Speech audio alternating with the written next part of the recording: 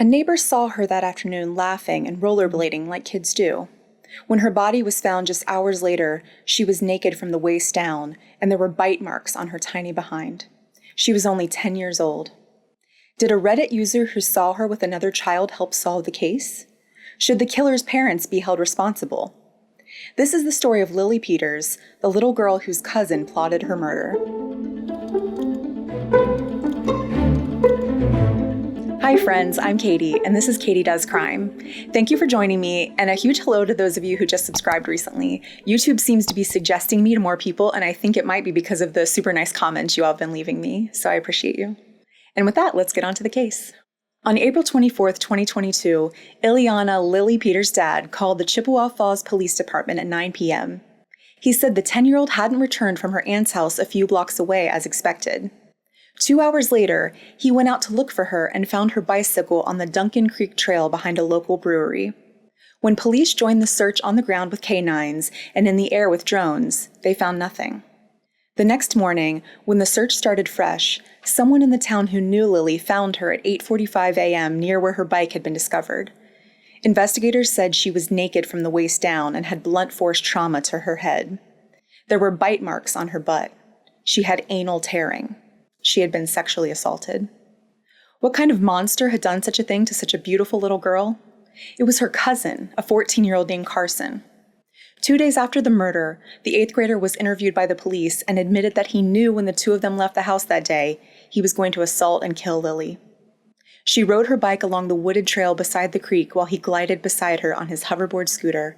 He asked her to go exploring with him off the trail, and you can just imagine the little gymnast with a smile so wide was eager to do something so adult-sounding with her older cousin. Once they're up a hill and out of the view of anyone else, Carson punches Lily in the stomach and she falls to the ground. He hits her 3 times in the head with a stick. He straddles her tiny body and strangles her until he thinks she's dead. Then, and remember, he thinks she's no longer alive at this point, he tries to sexually assault her. He says he knows he bit her, but can't remember what part of her body. But then he gets scared and flees the scene, throwing his clothes into the dirty laundry as soon as he gets home. When news breaks that she's missing, he goes back to hide Lily's body, dragging her a few feet and covering her with leaves. Carson was charged with first-degree intentional homicide, first-degree sexual assault of a child under age 13 with resulting great bodily harm, and first-degree sexual assault. The first 2 could mean a life sentence, and the second is punishable by up to 60 years in prison. Carson is being held at the Northwest Regional Juvenile Detention Center in Wisconsin until his next court appearance on June 24th. Bond has been set at $1 million, and if met, Carson wouldn't be allowed contact with children nor dangerous weapons, but could have supervised visits with siblings. As of right now, he'll be tried as an adult due to the severity of the murder, but Carson's lawyers could petition for him to be tried in juvenile court. In a press conference at the end of April, the Chippewa Falls police chief said his officers had executed a search warrant on the 400 block of North Grove Street, the same block where Lily's aunt lived. He said that the person arrested was familiar with Lily and that there was no longer any danger to the public. And maybe it's true that he wasn't a threat to anyone else. Maybe this was the sort of kid who'd been planning the murder of Lily and fixated only on killing her. But he didn't exactly come with a squeaky clean past. Carson was born from a short-lived relationship between 37-year-old Adam Berger and 45-year-old Lori Davis. They separated when Carson was 2 years old, and his mom later sued for child support. Mom Lori had had multiple drug convictions and was arrested for domestic battery once.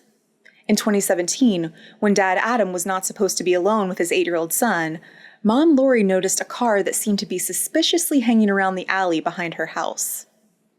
She followed the car, and when it pulled over into a random driveway and son Carson got out, she tried to stop the car from leaving. It was then that Dad Adam reversed the car straight into her, rolling her off the hood and onto the ground. And that's only the beginning of the story of Carson's dad. Adam Berger spent 3 years in jail in Wisconsin when he was found to have possession of crack pipes and a trove of inappropriate images of children on his phone in 2016. And I honestly don't know what these images usually look like, but the description of one from the court case really rattled me. I won't get too graphic here, but it showed a naked child, and then someone had doctored the photo to add an adult male to one side that had Adam's face pasted onto it. And then there's an adult woman pasted on with her mouth near his genitals. And then someone has added text to describe assaulting the little girl first and then the mom. On one hand, I had no idea that these pedophiles were spending so much time personalizing their work. The idea that this guy was, like, sitting in his basement, photoshopping his own face onto his PORN makes him seem like such a nerd. But it also somehow makes it way more gross. Like, he really put time and attention into these little girls to be able to enjoy them later. After he went to jail in May 2018, Dad Adam wasn't allowed to see his son anymore, but he was allowed to write to him, which he did every day. So you can imagine that the influence he had over Carson was still immense. He once even sent Carson a blanket he had crocheted in his cell. In a letter to a judge, his dad asked for unsupervised contact with Carson during his probation, saying that he had raised the boy himself 50% of the time, taking him hiking and fishing. He writes, "I make him laugh almost as much as he makes me laugh." Sure. He goes on to say that since he didn't victimize his son, and since he didn't actually commit any sexual assault against children, he should be allowed to see his son alone once he's released to a halfway house. And you just have to love this world where a pedophile gets to quibble over the semantics of what defines sexual assault. To close out the letter, his dad said, "My son is the best part of me." You know, his son, the admitted child killer. And even our little victim, Lily, comes from a troubled home. She lived with her dad, who has multiple convictions for drugs and alcohol, including several DUIs. Lily's mom was convicted of theft after stealing credit cards from one family member and banking details from two others. She's on probation today and lives 60 miles away from Lily. In some ways, it feels like both of these children are victims. Victims of broken homes and parents who didn't provide the emotional stability you need as a growing young person.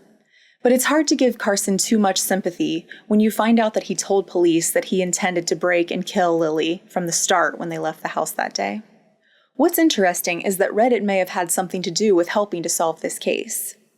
In a post later removed by moderators, maybe because they thought it was a sick joke, a local high schooler wrote on the true crime subreddit, "What's scary is I was playing Pokemon Go in the park that day, walking along that very same trail. My stomach turns when I think that I saw a girl in a pink-purple hoodie on her bike with another kid on my way out. I have a suspicion that it could be another kid that did it." Fellow subredditors asked the poster to report the tip, but the person went dark. So users went to the Chippewa Falls police themselves with screenshots. We'll probably never know if this directly led to solving the crime, but knowing that the person of interest was a child himself couldn't have hurt the investigation. The internet, unsurprisingly, has had plenty to say about this case. One of the main hang-ups people have is the parenting skills on display here. Carson's mom's boyfriend has been accused of posting satanic material and crude jokes to his Facebook profile following Lily's murder. What kind of influence was he on Carson? And should Lily's dad have allowed his daughter to be at the home of this aunt and her boyfriend with their storied pasts? There's even this weird love triangle rumor where Lily's mom supposedly used to date Carson's mom's boyfriend. Let me debunk one bit of internet gossip, though. There's a story going around that the Redditor who wrote about seeing Lily on the trail that day with another kid also commented on Reddit years ago, "I'll kill my cousins before anyone gets a chance." And therefore that person must actually be Carson himself. But if you read the actual Reddit post, you'll realize that the person was just making a dark joke. I'll link it in the description below so you can see for yourself. If there's any silver lining to this case, it's this. There's now a change.org petition directed at a Wisconsin state senator that proposes a new kind of Amber Alert with fewer regulations.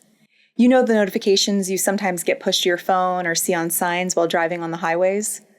Currently, an Amber Alert is only sent when law enforcement believes that an abduction has occurred and that there's enough of a description of the suspect that officers think it could aid in the apprehension. The Department of Justice says that issuing alerts without this information could ultimately weaken its effectiveness. And I obviously understand that rationale, but it has to be really hard for a parent of a missing child to be told that their situation doesn't quite fit the rules. The Lily Alert, as it would be called, would be for missing children who still can't be found after police conduct a search. According to the petition, there will be a community meeting in Chippewa Falls on June 16, 2022, to discuss the possibility of putting into action the legislative draft that's been written up. It's sad to think that the community of Chippewa Falls, Wisconsin will never see Lily bike down that wooded path like they so often used to. I'll keep an eye on the case as Carson sees his next day in court on June 24th, and I hope he gets the help he so obviously needs. What are your thoughts about the possibility of trying Carson as an adult? He's only 14 years old. Surely there's time for him to be rehabilitated, right? But on the other hand, if he admitted to plotting this assault and murder, is there something so ingrained in him that it can't be fixed? Let me know what you think in the comments. Thank you for tuning into my YouTube video. I'm just a true crime fan like you are, and I really appreciate you taking a chance on me. Please like this video and subscribe to my channel if you liked spending this time together. I'd be so appreciative. Until next time, I'm Katie, and this has been Katie Does Crime.